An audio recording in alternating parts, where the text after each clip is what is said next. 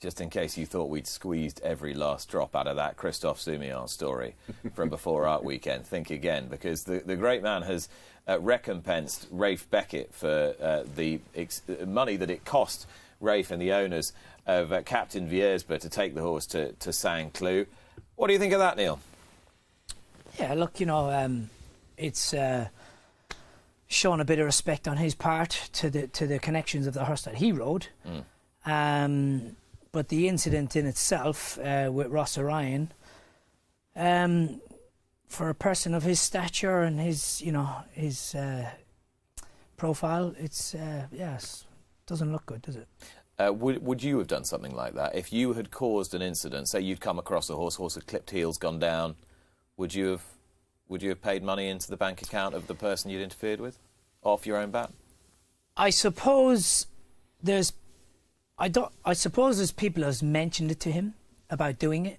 I may be wrong, but whether he's like thought of it all himself, saying I have to give them back the money, or whether someone mentioned it to say, well, if you do that, then it'll kind of just smooth things over a little bit. I don't know. Maybe he did, maybe he didn't, or maybe he's doing it off his own bat. He strikes me as a sufficiently maverick to do stuff like that off his own bat. I think he's probably quite shocked in himself, isn't he, that the incident happened.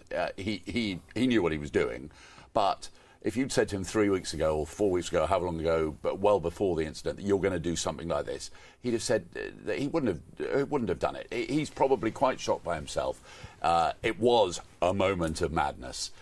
He did apologise pretty soon afterwards, and this is another part of that. So, what he did was one of the most shocking things that a lot of people have seen on racecourses in recent years, and the amount of non-racing friends of mine who've been really sort of chimed with. They really, it jumped off the page, it jumped off the screen at them.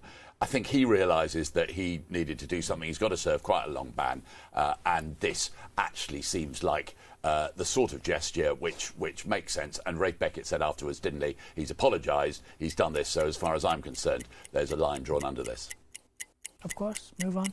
Of course, move on. Right, quite right. Good sentiment. We will move on. The bell's gone. A governance structure of the sport. I touched on this with Rafe Beckett earlier because there was a really interesting piece by Bill Barber in the Racing Post, the industry editor, where he suggested that there was a, not immovable, but a stumbling block, which meant that they weren't really going to get a chord as regards the BHA being able to have more influence or control over who's briefing what here?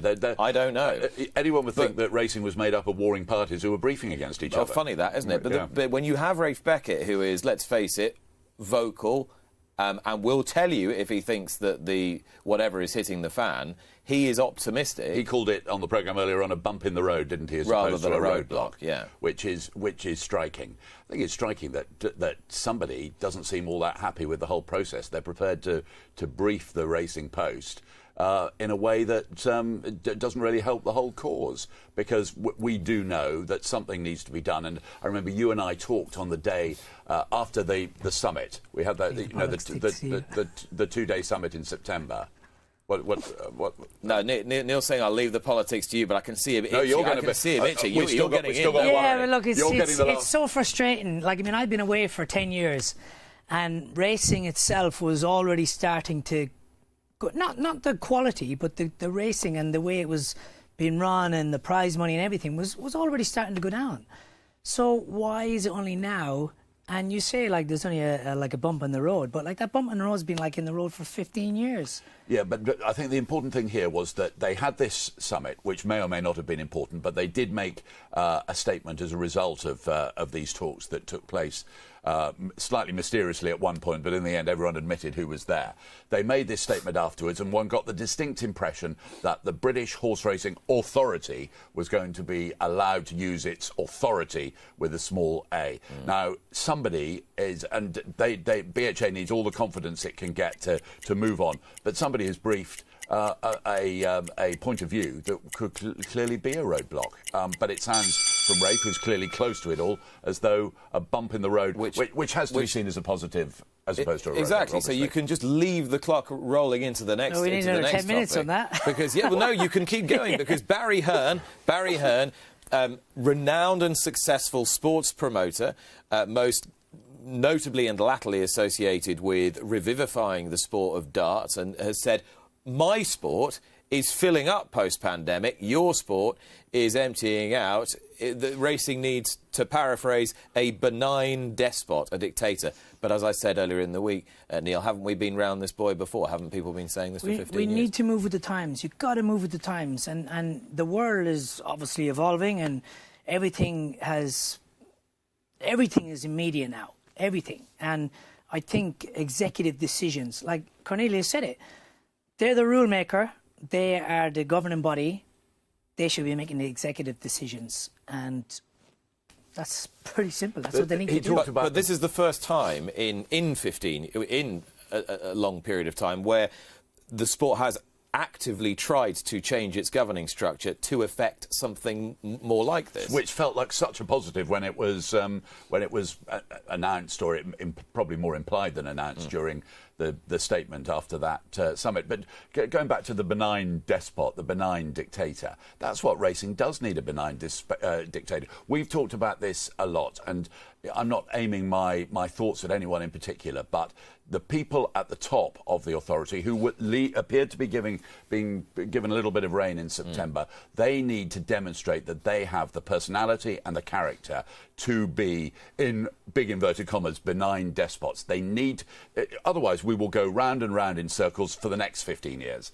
And the fact is, at the top now of the BHA, you've got Joe Somers-Smith, who's somebody who's certainly indicated he's probably got personality and character to do it, and there are others who need to step up as well, and they're paid quite a lot of money to do it. And look, Paul Roy and Peter Saville have been there. They've been at the head of the realm, and they've come out and publicly said it needs to change.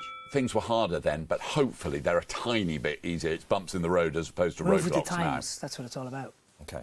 Talk about stable staff pay, which this week has been agreed at a higher rate at entry, certainly, at school leaver age, and at a higher rate much further up the food chain to encourage the elite and the newbies. To encourage more people in to the sport and to encourage a certain level of aspiration once you're there. 14.5% was the headline figure. That's not applicable across every member of stable staff all across the country. It's about minimum values at entry. But what's really difficult for racing is that it is hard to recruit, and part of the reason is that one way or another paying conditions don't look all that attractive down at the bottom, and this caricature of a member of stable staff, which probably goes back to the Dickensian time, that they're all sort of downtrodden, this, that, badly paid. They're working on part of that image in improving the pay. I was really struck by a quote from George McGrath from NAS, the National Association of Racing Staff.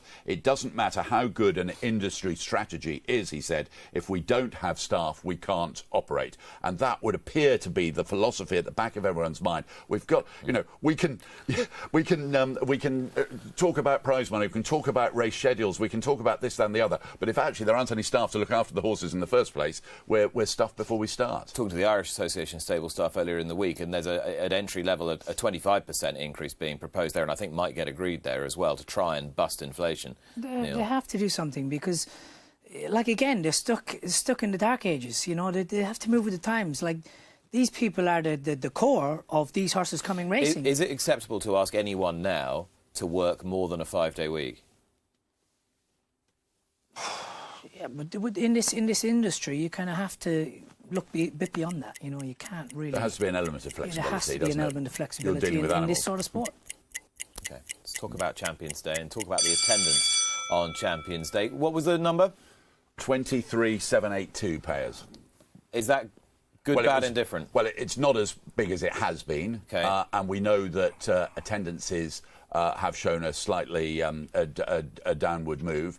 Midweek, I think they were a bit of briefing going on, wasn't there? We're not expecting massive crowds, etc. Expectation management. Yeah, there was a lot of that. I thought the feel of the day was very buzzy. Yeah, yesterday was great. You had to make an effort to get from A to B, but you could do it, but you had to make that effort to get from A to B. But it was still comfortable as well. I thought the feel of the whole day was pretty good. Obviously, they'd have liked a few more, but equally, that's not a disastrous number, but it is well below pre-pandemic, isn't it? The one thing I like about Kipco British Champions Day is that its aspiration is to grow racing's fan base. and they put on a lot to grow racing's fan base. That's their focus.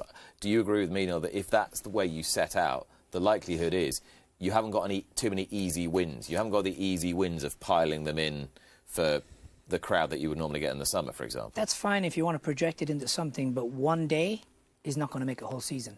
And look, at the end of the day, we're in difficult times for everybody. How can you expect the public to go into a race meeting and pay like £30, £10 for a car park, and then spend another £50 feeding themselves? And then you want to have them to have a bet. So you're like £100 before you start. People just don't have that money. Well, and it's more than that. I just actually looked at the admission prices. The King Edward enclosure yesterday, £93. The Winning Post, £47. The Queen Anne enclosure, £37. So that's quite a lot of money, and especially when people are beginning to look at their subscriptions on the telly. Those type of figures are quite striking. It was £70 or whatever it is to get up into the grandstand or whatever. There was more people in the public area down in the picnic space and the barbecue space than there was up in the grandstand. Because it was free. Food for thought. Should there be more races on Champions Day? Are they being?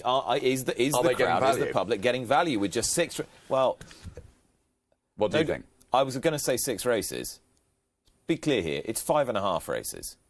Because of the Balmoral Handicap is a lovely race, but this is British Champions Day. And people suggesting putting more handicaps on the card. So you'd like a whole season of an indigestible diet of 25, 30 runner handicaps that you can't find anywhere, wasn't it?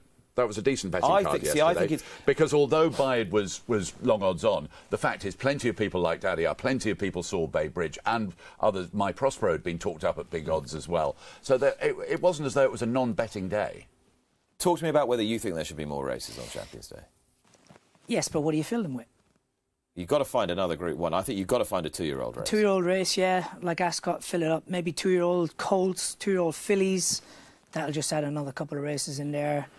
And then you're coming up to about 8. So. I can hear the protest from the Jockey Club. I can hear the Jockey Club saying, well, OK, but the Newmarket has conceded all sorts of things to allow British Champions Day at Ascot to be created. And say you've got to be careful what your 2-year-old race is, because clearly Future Champion Saturday is the previous week, and that's beginning to get into its stride. But then at Royal Ascot you have like the Hunt Cup, which is a very big historic race, and then you have the Wokingham, and, you know... You can't take them out, can you? So, what's your point? Well, I think on Champions Day you have to have an element of like the handicap. Like the handicap. Yeah, one handicap's fine, but like stick it. Yeah, I think we need another Group 1. 2-year-olds. And if we can't have a staying 2-year-old race, why don't we have a 2-year-old sprint? Group 1 2-year-old sprint. No one's going to complain about that. The Cornwallis Stakes used to take place at Ascot at about this time, didn't it? Yeah. Oh. There you go. Sorted. No more handicaps, please. No Arabian races. Depends on who sponsors. Well, that's true, actually. And don't stick it straight before the Champions Stakes. Well, you don't mind the Arabian races, do you? No, I don't. I've won a couple of those. I bet you have. You're right, few on Arc Day. The trainers have got a race to sort out as well, and it's still not official. We can't... effectively, I think yesterday meant that Charlie Appleby was champion trainer, didn't it? He leads now with 2.5 months of the year to go by 364,000, and Haggis is not going to have anything for the really... Well, he'll have a few, but not the sort of numbers he's been having. The Gosdens, though, interestingly, in a media event that William was at the centre of, William Haggis was at the centre of last week, he kept talking up the possibility of the Gosdens making continued progress through the year. They're on 4.8 million, so they're within striking distance, but Appleby's obviously long odds on favourite. I think the next only big race is the Racing Post Trophy or the Futurity Stakes, and it's not a very rich prize money race. And then you can see where they're coming from, the Gosdens, because they have numbers and they're not afraid to run their horses, and when they do run, they're pretty much going to win. So but the argument here is, isn't it a farce that we can't crown our champion trainer on Champions Day?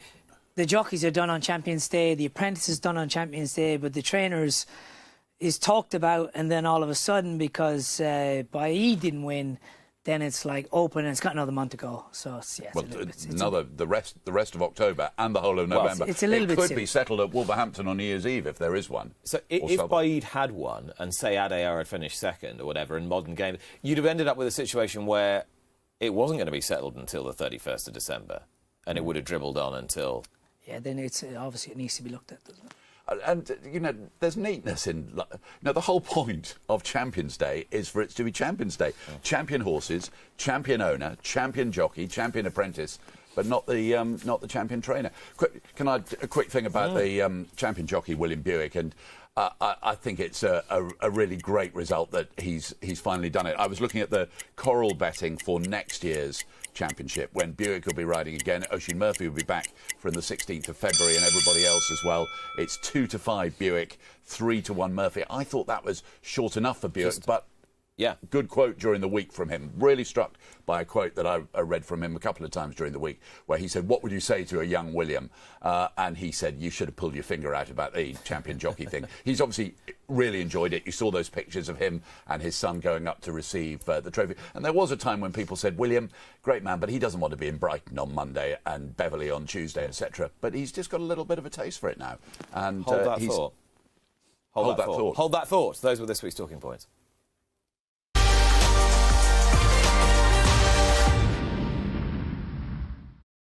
Subscribe to Racing TV's YouTube channel now to watch more great races like this.